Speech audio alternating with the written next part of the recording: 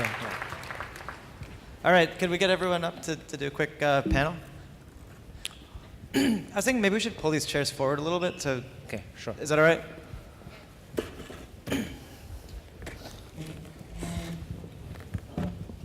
Is this okay?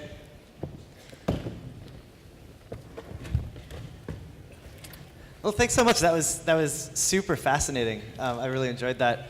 And my first question is actually for you, Tony. I think it's incredibly impressive that you said that you got a car on the road after 8 months of work, just starting from scratch. But it made me think, and I get asked this question a lot. It made me think, is self-driving solved? Or, I drove here in a car that wasn't self-driving, and it's kind of like, what's what's left? Is it a cost issue that keeps this from being deployable, or is there fundamental research questions that still need to be answered? Okay, I think, I personally feel like the self-driving car problem will never be solved. Okay, but is that usable? I'm pretty sure within 3 years it will be usable. Like today, if you look at our car we are driving, right? So how many cars can really drive off-road? All the infrastructure facility actually designed for the cars like our current shape. So if we can do lots of things like V2X, we put the signal in there, and we make the signal light can transmit radio waves. At the same time, you do the HD map. I'm pretty sure in 2 or 3 years, you will have self-driving car running and can give you some like car sharing service. But if you really want this car to be smart as human, and I really doubt, actually this kind of really strict AI problem, nobody have a clear answer. People debating this for 50 years, right? So I don't know, but one thing I can tell is, as a service, it will probably come in 3 or 5 years. Wow. Yeah. And so Junli, I think I was also really interested by a bunch of things that you mentioned, but one thing that you didn't mention, I think kind of notably no one mentioned, that we talked about a little bit beforehand, was the power consumption of these algorithms, right? I mean, I noticed that it seems like deep learning algorithms, the models get deeper and deeper, and they just seem to get better and better without overfitting, which is amazing to me. But some of the charts I saw had multiple GPUs running, and I think the GPU that I have in my basement sometimes shorts out the the power in my house. So is power consumption going to be an issue with these technologies? Great question. Actually, I'm sorry. Yeah, I think maybe let my colleagues to answer the question first, and I will answer. Yeah. Go ahead, Julie. So I don't think it should be. Right now, there are 2 types of solutions. One is prototype, and in that, a lot of people use servers, hidden, or car PC, but that's not the real large-scale deployable solution, right? In the real solution, as I said, in-car computing is the enabler, and it has the envelope. So we should use the right format of computing in the right technical teraflops and the memory bandwidth. So it should not be a problem. If it's a problem, then I think in some layer of the whole vertical stack, we didn't plan well. So I'm confident we could develop a solution that could be efficient enough. Otherwise, then it's not a real solution. Okay. And Xiaoyan, so a question that I was wondering about, it seemed like you gave a really interesting kind of history of the whole space. And one thing that I've really noticed changing, and a lot of people have talked about, is sensors getting cheaper. It seems like sensors have gotten a lot cheaper. I know you can't go into specifics, but I'm kind of curious how you've seen sensors change and how that's maybe changed your approach to building autonomous driving algorithms. Yeah, I guess. Sorry. Do you want my microphone? Yeah, I guess the significant trend we have seen is the LiDAR is getting cheaper. Google have built an in-house LiDAR which costs less than $8,000, which is affordable in a way compared to a car component. So we are seeing a clear trend of relying more and more on the LiDAR part. But on the other hand, vision is still a critical component in many cases of the self-driving system. So the sensor fusion seems to be the way to go. So one question to any of you that feel like answering this. I've been hearing a lot about folks training their algorithms in simulations. Like I've seen a bunch of work of someone trained their self-driving car in like the Grand Theft Auto game, and that actually maybe helped it in the real world. Is that kind of simulation training? Is that a real technology that you guys are looking at and think is promising, or is that how likely do you think that is to be an effective approach? So actually, simulation is essential. There's a lot of. Can you hear me? Okay. Yeah. Okay. Cool. So the simulation is essential. If you really want to do self-driving car, make sure you spend lots of efforts in build a great simulator, and will save you tons of energy and save you lots of things. It's just during doing this kind of self-driving car research and development, I find out the simulation is really, really important. And also, I want to follow up with the power problem. Actually, I have a little bit different view because I'm pretty sure the power consumption problem will be solved at the end of the journey or something. But today, the power consumption is a problem almost killing us. Okay, lots of time, we want to pick up more powerful GPU card, but that car cannot supply that enough energy. Okay, man, lots of time, you think that the battery can work every time? Come on, forget about it. So many times the battery just doesn't work. We change the battery so many times. And one solution currently, I think, is, NVIDIA has some card or whatever card, you pick out some low power consumption and try to don't make your algorithm too energy hungry, and FPGA can help you with something. But if you want to use deep network, like deep residual network, 150 layers, try to control yourself from using that kind of so deep networks. But don't you think that if kind of the trends continue, that a 150 layer network may be necessary, or even it seems like the networks are getting even deeper and deeper? Is it really feasible to kind of limit the types of algorithms that you're going to use in a car?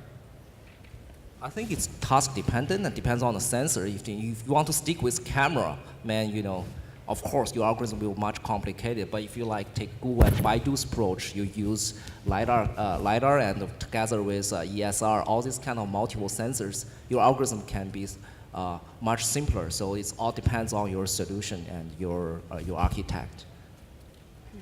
And that's actually a great segue into another question I had that I think Junli touched on briefly, but I kind of wanted to explore a little more. So Junli was mentioning kind of end-to-end learning, which my understanding of that is kind of like we take all the sensors and put them into kind of a giant neural network, and then out comes steering decisions. And that idea, I think, like Junli said, it seems intuitively very appealing, and it sort of feels like maybe this is kind of the direction things are going. But whenever I talk to folks working on self-driving cars, it always seems like they're working on individual components. So I kind of wonder, Junli or Zhaoyi, like how real is this? Like, is this really?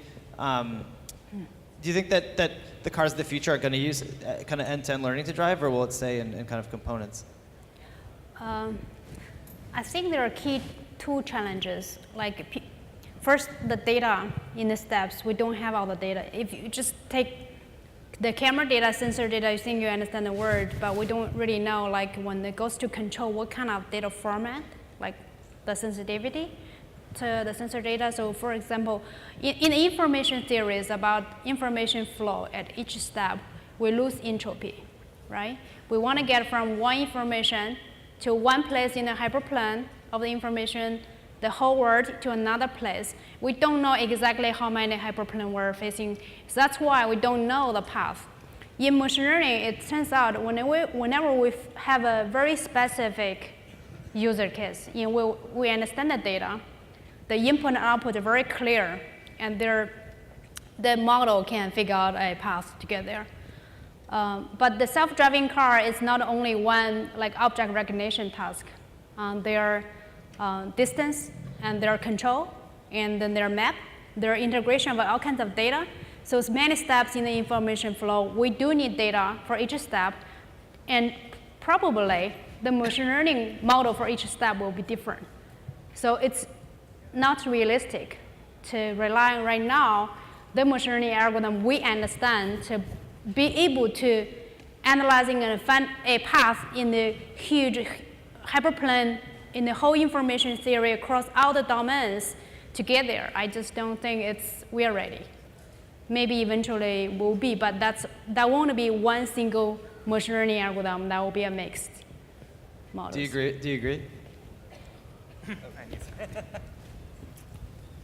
Yeah, I think end-to-end learning is definitely very interesting, and there are many companies are exploring that options, like NVIDIA is one of them. But I also agree that it's definitely very challenging. It's kind of the high risk, high reward type of topics that's worth exploring. But it may work, it may not. I mean, so just to follow up, I mean, do you think it works? I mean, it seems like NVIDIA is kind of claiming that it worked for them. Do any of you have an opinion on if it really works? I do think it could work in some scenarios, of course. But I think the CEO of mobile have made a remark that the core things of deep learning is the amount of data, and you want to model situation A and situation B. But if A and B happens at the same time, you need an extra amount of data to actually learn that, to have the end-to-end model to grasp the gist of that. In self-driving domain, a lot of things are combinatorial, and it can go up to exponential amount of data that you would require to learn these things. And I think these are very clear remarks from CEO of mobile, and I would agree with that. So I want to add a little bit on this. There is a current gap in what people's opinions. When people talk about self-driving, they imagine the future is driving in all scenarios. But when people build a solution, they first solve one scenario. But eventually, when we have self-driving car that will be drive all over the world, and it will be all different scenarios, it's real world, it's complex. We don't, in a full human information, like knowledge system, we don't have a model for the real world. That's why a algorithm or solution work for one scenario, like highway with nobody, or driving, just you, does not directly apply to many other scenarios. And then solving the many other scenarios, the whole trend, the gap to the vision, right? So I want to add a little bit about end-to-end learning. So currently, if you look at NVIDIA paper or something, so there's something I think lots of people just ignore or neglect. Point is, for end-to-end learning, you always training with positive examples. You have normal behaviors. Have you been thinking about using negative examples, like back extreme dangerous, or maybe some driving habits kill yourself? This kind of data, it's very difficult for you to collect. And there's two ways to solve it. One way is using simulator to do it, and tell end-to-end learning, don't do that, okay, you kill yourself, number one. Number two will be if you use end-to-end learning, better set up some boundary. Like currently Baidu have some, we have some efforts like this. So we have a planning and control algorithm following current traffic laws. We set up the boundary for end-to-end learning. It's just like taming a horse, okay? The horse is great, but you need to set up the boundary. How to set up the boundary? Using your current planning and control algorithm, and then let it learn. I mean, learn in a local area. Don't like to learn arbitrary. That otherwise, people criticize end-to-end learning. That is, hard to explain. And what kind of behavior can you predict? You can, but you need to limit it, boundary it, and learn from negative examples. Interesting. So you guys mentioned that training data for end-to-end learning is hard to collect. I'm curious what kinds of training data you guys do collect for your algorithms. Like what you feel is most important to making them work well.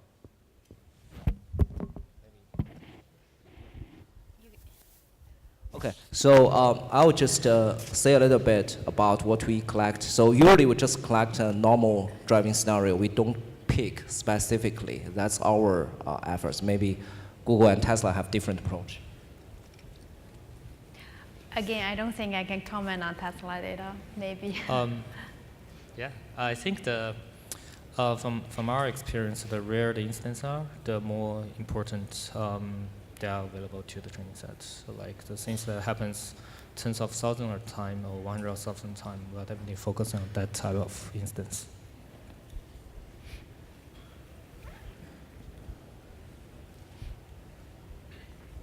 Okay, well, I think we have time for maybe one final question.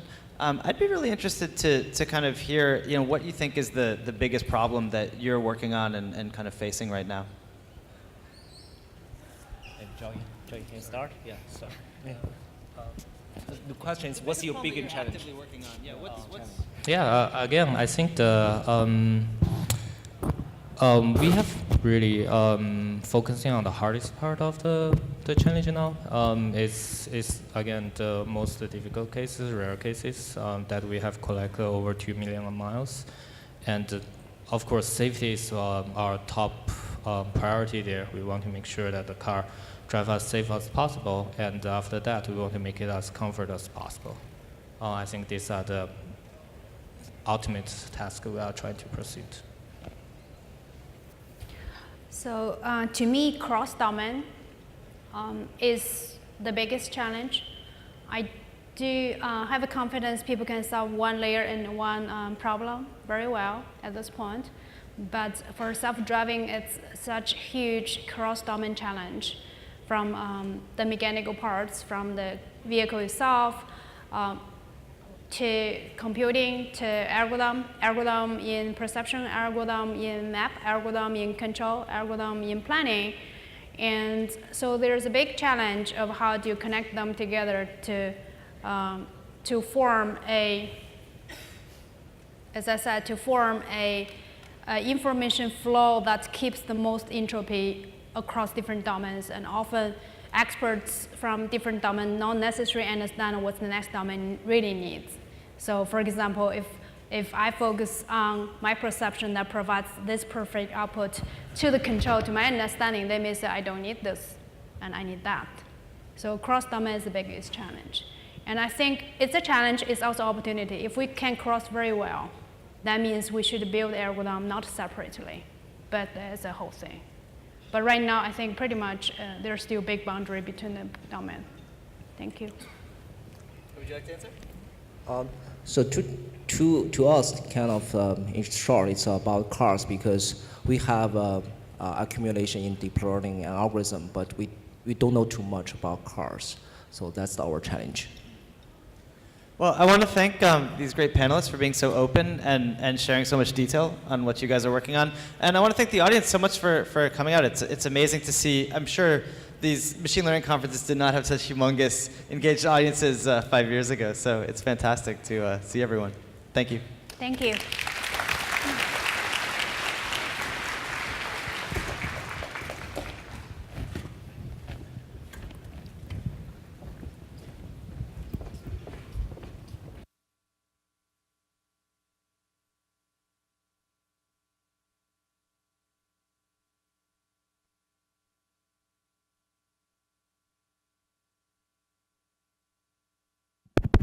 Yeah.